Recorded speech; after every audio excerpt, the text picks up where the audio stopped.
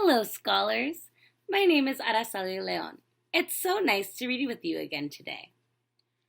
We'll be reading Alejandro's Gift by Richard E. Albert, illustrated by Sylvia Long, with permissions from Chronicle Books.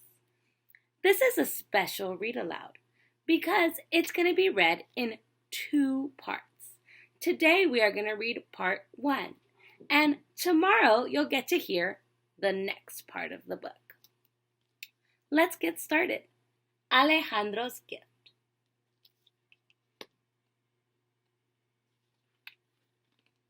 Alejandro's Gift.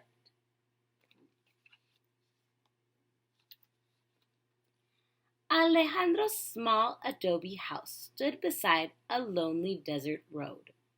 Beside the house stood a well and a windmill to pump water from the well.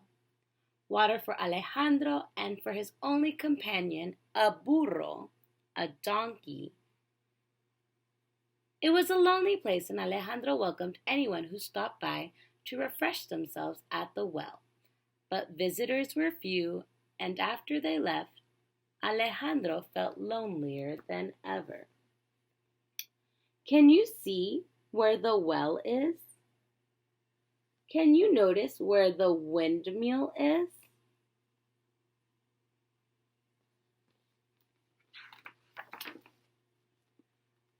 To more easily endure the lonely hours, Alejandro planted a garden filled with carrots, beans, and brown onions, tomatoes and corns, melons and squash, small red peppers.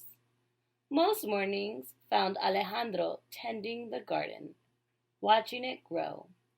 These were times he cherished.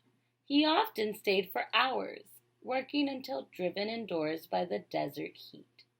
The days went on, one after another, with little change, until one morning when there was an unexpected visitor. This visitor came not from the desert road, but from the desert itself.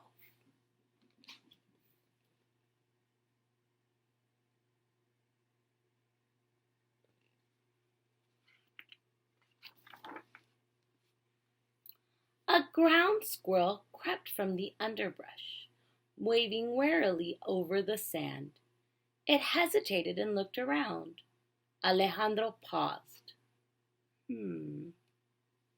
Keeping very quiet as the squirrel approached the garden. It ran up one of the furrows, drank its fill of water, and scampered away. After it left, Alejandro realized that it was for those few moments his loneliness had all been forgotten. And because he felt less lonely, Alejandro found himself hoping the squirrel would come again. Do you see the squirrel in this picture?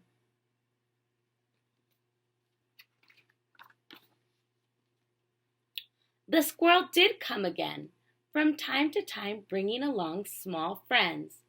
Wood rats and pocket gophers, jackrabbits, kangaroo rats, pocket mice, birds too became aware of Alejandro's garden.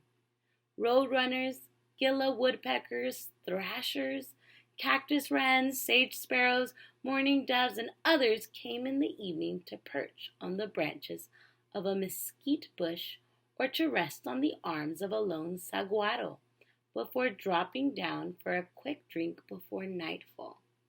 Occasionally, even an old desert tortoise could have been seen plodding towards the garden.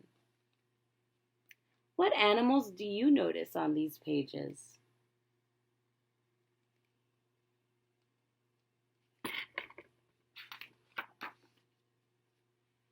Suddenly, Alejandro found that time was passing more quickly. He was rarely lonely. He had only to look up from his hoe or from wherever he might be at any moment to find a small friend nearby. For a while, this was all that mattered to Alejandro, but after a time he wasn't so sure. He began asking himself if there was something more important than just making himself less lonely. It took Alejandro little time to see there was. He began to realize that his tiny desert friends came to his garden not for company but for water, and he found himself thinking of the other animals in the desert.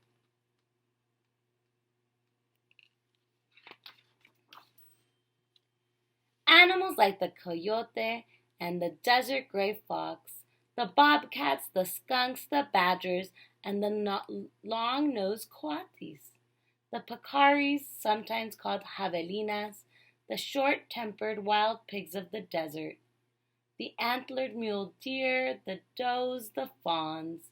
Finding enough water was not the problem. With his windmill and well, Alejandro could supply ample water for any and all.